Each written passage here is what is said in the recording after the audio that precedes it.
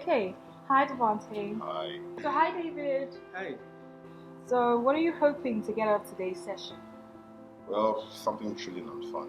I don't know what to expect. I don't want to be expectant either, but something interesting and fun. So, what are you hoping to get out of today's session? Well, I'm hoping to learn more people's point of views and express my point of views as well. So, would you say people in Nigeria publicly condemn sex or engaging in sex acts? We're religious but not holy in this country. I think that's the best answer. Okay. So, would you say people in Nigeria publicly condemn sex or engaging in sex acts? Well, I'd say people in Nigeria, when it comes to sex, could be a little bit hypocritical. But that's about it. They Okay. engage in it a lot. True.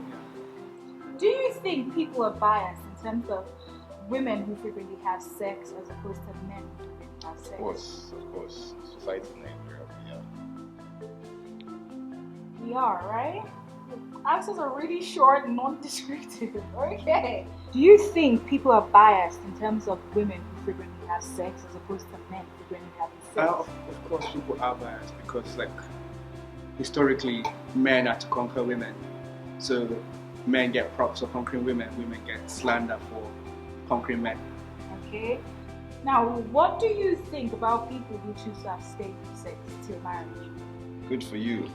Very good decision. I mean, it helps you build character in the long run, so why not? If I Okay. could, I would. Self-discipline, Yeah, right? if I could, I would. So, what do you think about people who choose to abstain from sex till marriage? Well, I think it's a point of view. Everyone has their point of view, but more especially, I respect it if they have a reason why they're doing it. But if they've just been pressured into doing it because they think somewhat they are better than people who engage in it, then that's ridiculous. So, do you think there is anything someone will say about sex that will annoy you? I think the one thing that annoys me is when people overestimate the importance or underestimate the importance of sex, in my opinion. Nothing! Nothing per se though, but say if it was, except if it was interfering with my person, then yes. But other than that, no.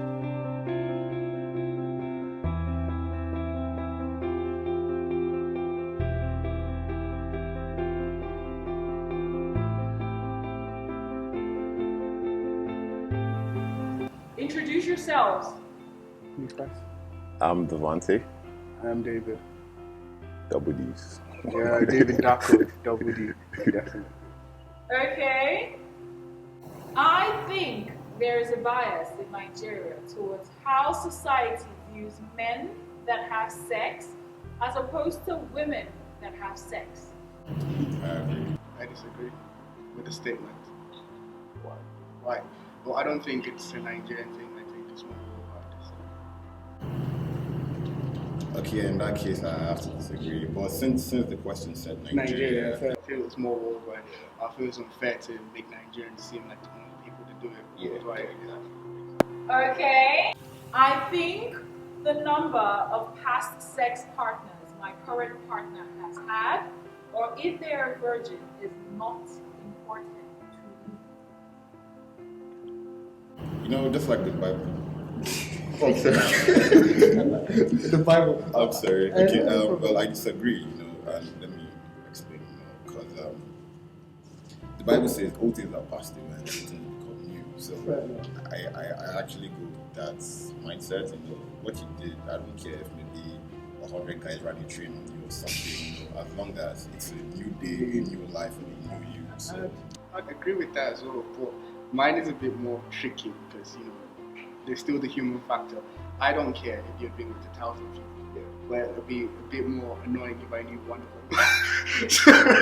All things are passed away, yeah, but let it not be my brother or my guy or anything like that. If not, I don't really care. I mean, why would you care? Okay.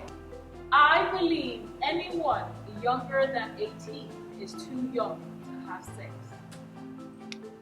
I mean, I disagree because I wouldn't use myself as an example. But it's all about what you consume. Younger people are already consuming sex in movies and whatever, so they have more. I mean, we were in secondary school and we already knew about sex in SS3, SS2, whatever, and people were already engaging in some sort of sexual practice. Plus, sexual curiosity would not start when you're 18. It would be ridiculous to think sexual curiosity starts when you're 18. And if that's the case, then sexual education shouldn't be taught to people who are literally preteen, 13, 12, already learn about sexual education. So I think it is a problem if someone who is under 18 is having sexual relationship with someone who is over 18. But if like a couple of 17-year-olds are curious and try with each other, like, you just want them to have the basic education when it comes to sex, protection, no consent, just the basic education. But you can't wait till they're 18. It's ridiculous, in my opinion. Yeah, it's not that. I think Nigerian schools should have sex education classes. I agree. That's if they don't, because I know my cousin who's in primary 4. I know he's part of That's good. I think they should, and they should make the dignity better, because I have an experience from secondary school guidance and counselor. What they need to do is, minus having the classes, they should have a guidance person, a counselor, and anonymity should be given to these people. Because I had a girl in my secondary school who got raped, and she told the guidance and counselor in confidence, and somehow everyone knew about it after telling, and she was sure, she was certain she only told the guidance and counselor, the counselor person. So yeah, that also needs to be protected. But yeah, I agree. Also, they need to teach sexual education separately from religion, because most schools you find are either Christian or Muslim, or want to put some sort of religious moral code to people. And putting that religious moral code, in my opinion, it's not a bad thing, but it takes away the integrity of the lesson you're teaching people. If you're supposed to be teaching people safe sex practices, the safest sex practice is abstinence. That's the truth.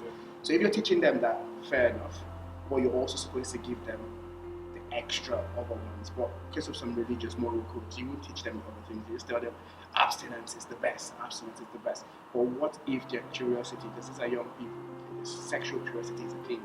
What if their curiosity makes them decide they're not going to be abstinent? Then they need to know that every other basis, if they decide not to be abstinent, is covered.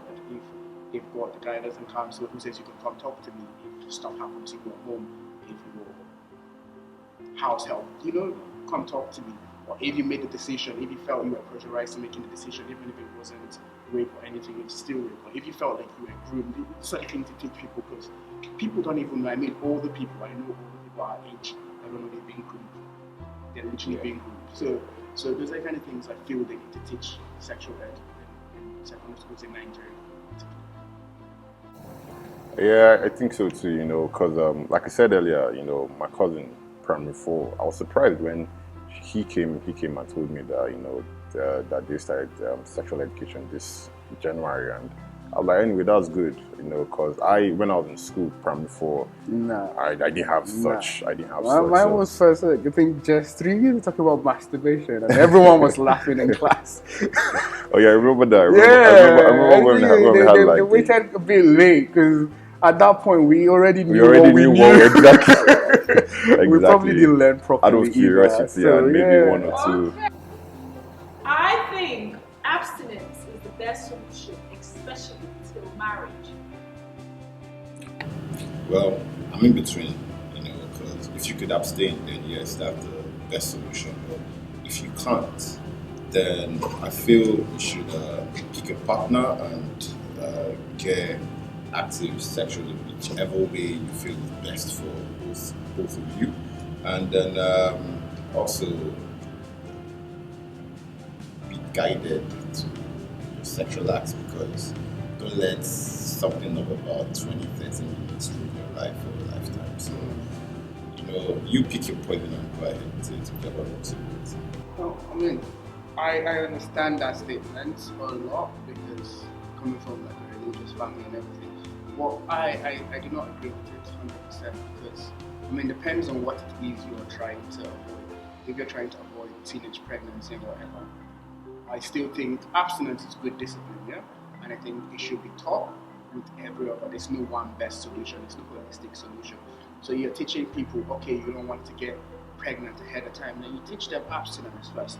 If not abstinence, condoms. If not condoms, implants. If not implants, you don't teach them all the contraceptives. And if it's STDs, you teach them one partner is good, you teach them as well. Protection, condoms is the best, even though it's 99%. The 100% is abstinence. But also that still doesn't take into consideration other orientations.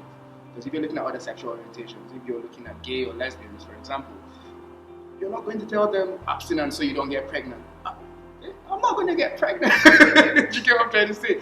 So, but I think that statement is just to simplify it. Because no offense to Nigerian parents or Nigerian leaders, we're a bit lazy and lax in teaching people. So we just let what's in the Bible, whatever, teach people. There's no global solutions out. Right? Yeah, like you said, also to that, from a Christian home too, and then they tell you this all the time: don't do this, don't have sex, avoid boys, don't let boys touch you. I remember my mom telling my sister that growing up, don't let boys touch you and all that. But now that I'm older and wiser, when I start having kids, yes, I'm going to teach them abstinence. I'm going to tell them why it's best to abstain and not to get involved in different sexual practices and all that. Because this could be the demise of each of these things and all that. So the best thing, if you could wait till married, then wait till married, because it's good for you. It's good for you, but again, as I said, a lot of it is social constructs. Social construct. What makes you think a person wants to get married? It's a social construct to make you believe marriage is some sort of achievement, and the prize to it is having sex at that point. It's a social construct. Because some people might never want to get married. True. So, are they going to become nuns and priests and monks? So, it's still a social construct. Because so Christian thing, my mom's younger sister has all girls. And you know what she did? She sent them to girls' school. One of them became like. So I believe a husband can rape his wife. I do not believe. No, I believe he can rape his wife, but I do not believe he's allowed to. If that's the question. If he can, he can't. He cannot. He's not allowed to, but it is possible. Okay. I mean, rape is literally the easiest thing to understand. I don't know why it's become so complicated. Rape is literally consent. And why it's complicated, why it's a conversation, is because it wasn't taught in schools. So it wasn't taught in schools early. They're telling you about abstinence and they're making you believe you've waited this long for it. And so it's part of the reward of your marriage. So sex becomes almost a duty for the wife. She has to do it for her husband, and the husband is his right or some shit. So some people would not believe that they're raping their wife. Like, I married her after waiting all this time. I didn't do it to anybody. Why is she not going to give it to me? Them things. A man can rape his wife. Is he allowed to? Is he justified to? Never. No way. Yeah, I agree. A man can rape his wife, because coming from the southern background, I know the way the southern men are in Nigeria, they're promiscuous and all that. And most of these men, after they've gone to drink in the morning, because the southern men, what they do in the morning, before they brush their teeth, they're already drinking. So before once they do that, they get overwhelmed with the volume of alcohol they've consumed into their system, and then they get to misbehave. And this is me speaking out of what I saw growing up. I saw things that growing up. I told myself I could be a reverend father growing up. I would be because I had the ideology. Maybe this was how marriage was growing up, because I had a neighbor that constantly every night he would come home drunk to sleep or beat his wife, rape her, and then continue the same act next day and all that. So yeah, I believe men can rape their wives because they feel that because they've paid their dowry and done all the marriage rights, so they see women as property, not an individual. So they don't respect. Yeah, they don't respect their wife and all that. So. Okay. I think sexual harassment in Nigeria is very common, but this issue is not being taken seriously. I agree. I mean, from secondary school, even way younger. I remember during prep, once the light go off for a minute or so, guys will tell you, I've got to tap current. Literally. And then, as I said, you are not educated about these things on time. But even if, I mean, I believe humans, we have some sort of moral principle behind us that you know when you're doing something is wrong, it's wrong. If it was so right, you wouldn't wait for the light to go off to tap current. You would have done it with the light on. But you knew it was wrong, and that's why you waited till it's dark. And you see the girls crying afterwards, complaining bitterly. That tells you automatically that what I've done is wrong. But again, it's the moral construct that you see your seniors doing it and laughing about it. The juniors, they think, oh, when I get to that age, I'm going to do it. And so it's so common. I mean, catcalling, to me, is harassment. I've been in a position in Brighton where I was catcalled by a guy. Bruh, I wanted the ground to open and me falling. So it was so weird. And then when you think about the fact that women go through the shit, steady, you go to a taco market, you say market, like someone will say yellow, come and buy something. But if it's a girl, fine girl, you know, all of that things will make you uncomfortable, man. So yeah, but it's so normalized, you know. The solution is don't go out alone, don't go out at night. It's normal. It's normal. So the solution is literally protect the girl. The girl, protect yourself. Do not train the guys to stop it. It's not wrong. The guys can do it. So you avoid it. That's the solution. I feel now with the number of cases that have been reported on a daily, you know, I feel like the first remedy should start with parents in the first case, because you know, teach fathers, teach your daughters how to protect themselves first. You know, I think only a few mothers have the skill to lecture their daughters on how to protect themselves physically.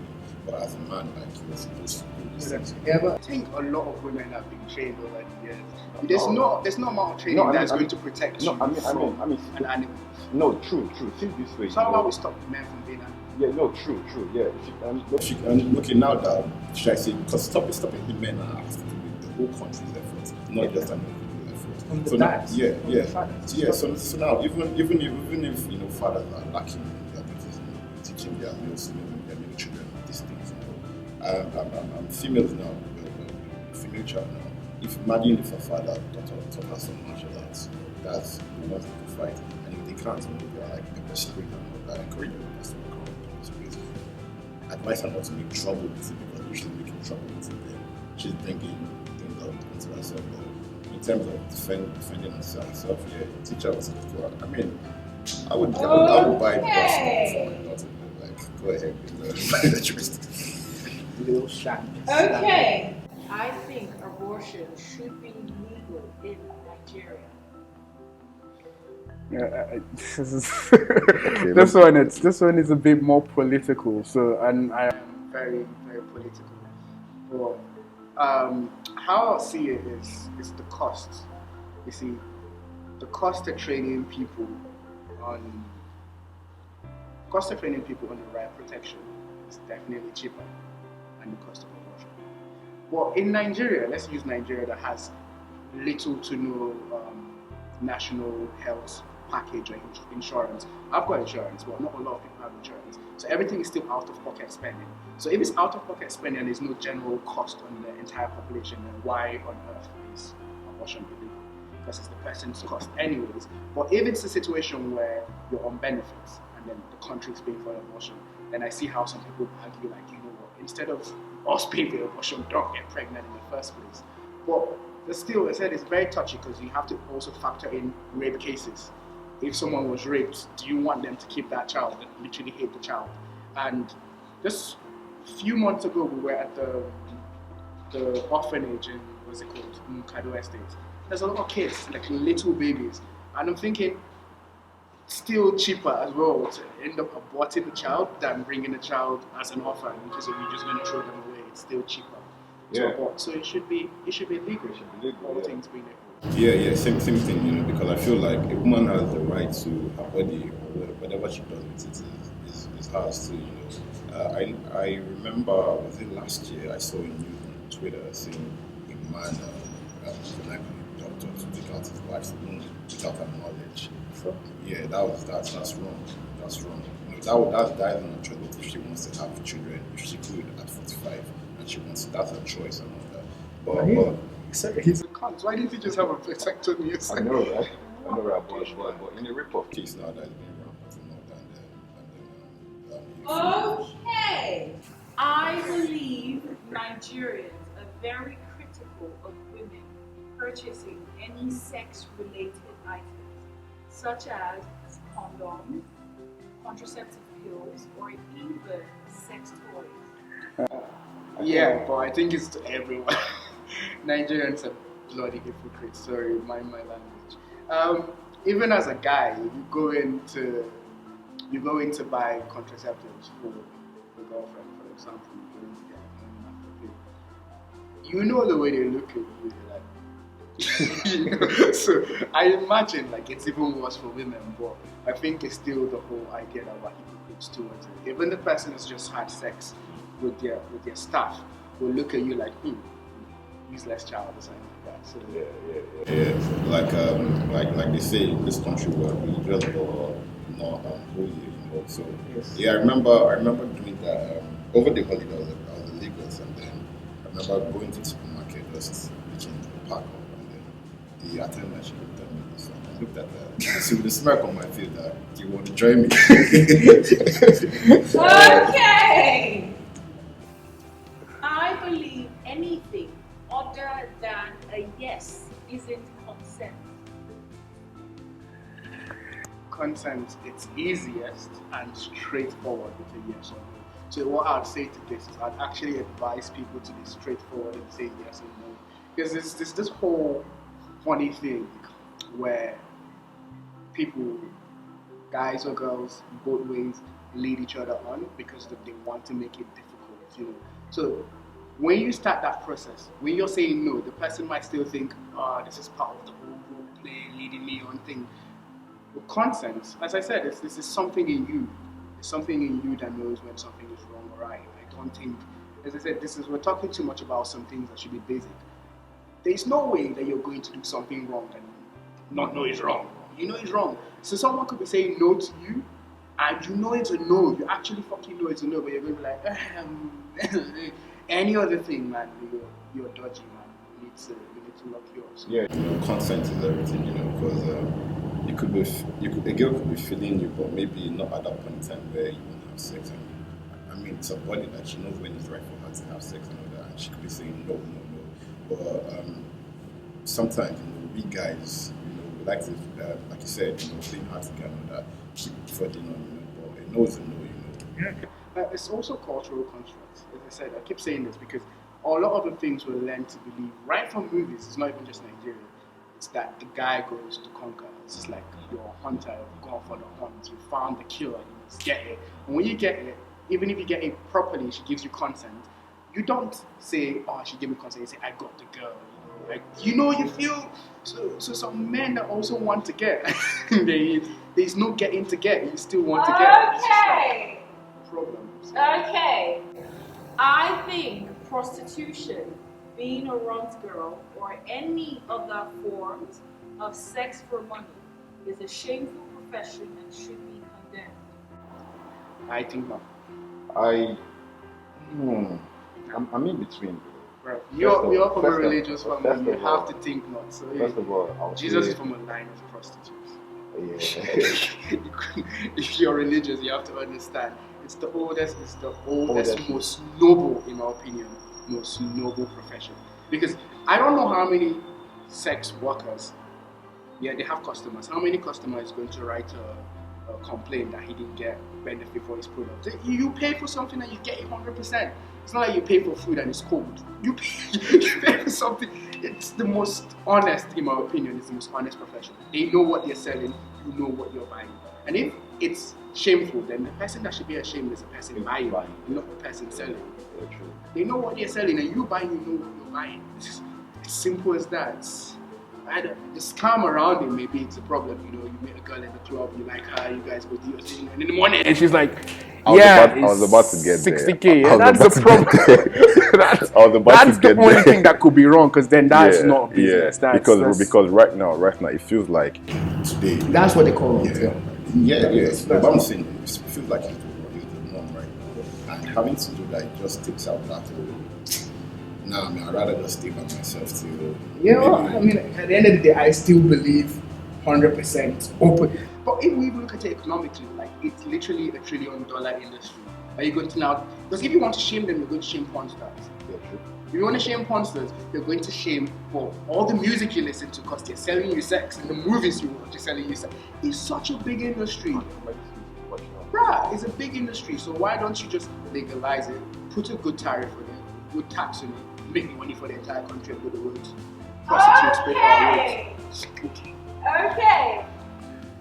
I think it's possible for people to be asexual where they do not have any sexual feelings for anyone. 100%. I'll tell you, I can give an example. This is the thing, asexuality is not taught at all.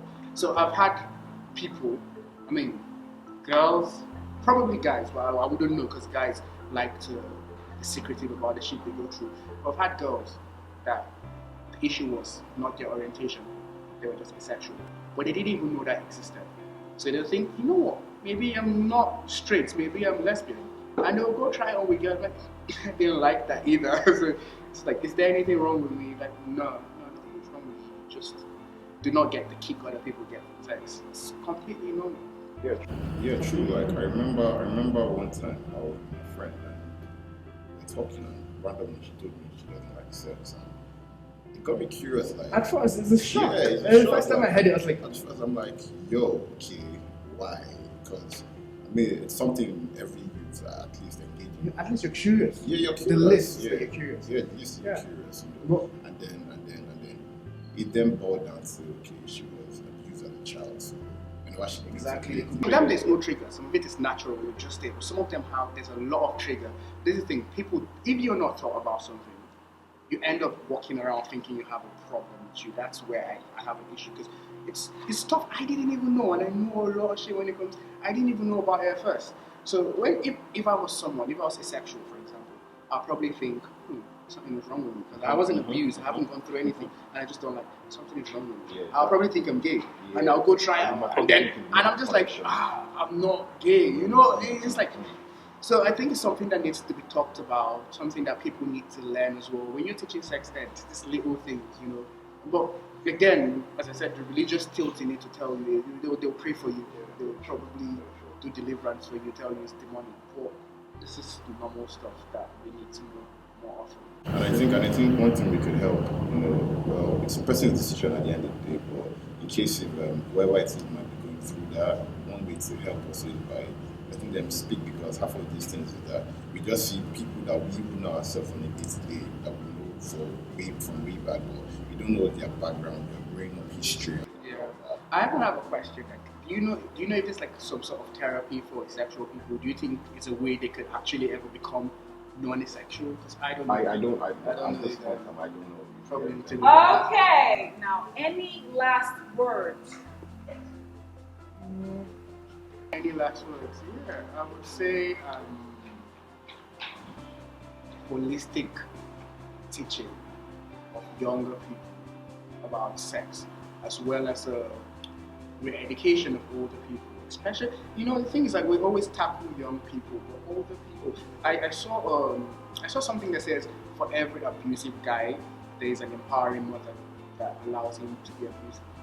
I wouldn't push it on the mothers. I think for every abusive person, people around them empower them. Your friends, your parents, they see what is wrong, they normalize the wrong for you, and then so I feel everyone has a part to play in our sexual history or our sexual activities in Nigeria. We need to educate ourselves even better. Yeah, I think so. Because like you said, for every guy that does these things, there's a force at least pushing you to do that. And the thing was that my childhood growing up too, I grew up in Lagos, and then there's this strike called the street head.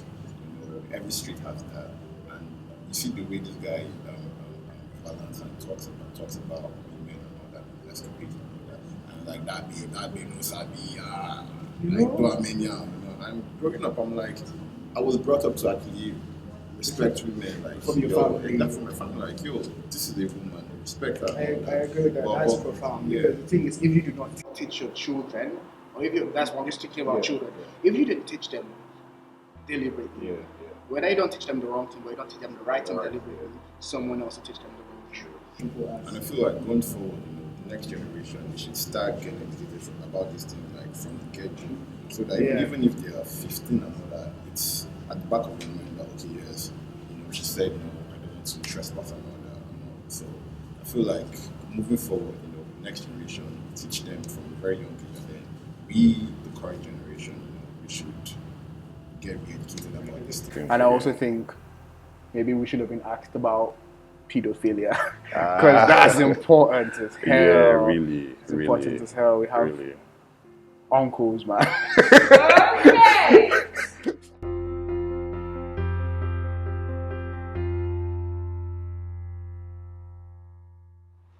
Let's go. Okay. Hi, David. Hello. So did you learn anything new? Yeah, it was actually interesting. You see, there's like, even things we agree on, you see a different shade as to why some people agree to some certain things. Some sayings are interesting, but if I that's that was interesting. But what I learned also is the impact of upbringing and how we deal with stuff, especially sexual stuff. If you grow up from a family where you saw abuse a lot, then it tends to either be normalized or you end up completely detesting the whole sexual act completely. I didn't think about that. Okay, hi, Devontae. So did you learn anything new? Well, yeah, I wouldn't say new per se, though, but it was just nice hearing another person's opinion on real life societal issue and all that. So yeah, I would say maybe I learned something new at least. Okay. Okay, so thoughts about your partner, Devontae? I thought he was an interesting fella. We agreed on mostly everything, but he had his own point of views, which, as I said, was quite educated. Okay, so thoughts about your partner, David? Oh, it seemed like a really cool, interesting character, and funny enough, we go to the same literary society, poetry literary society. He's a poet, just like that. So I think I might want to, link up with him after this whole conference. Okay, any final words? Yes, I think this is really good, because it's one thing to be aware of these problems, and it's another thing to find means and measures to tackle these problems. And for someone like myself and my partner David, he's aware of these things and I'm aware of these things now, so we know not to engage in, things that are be harmful to, the other person or people.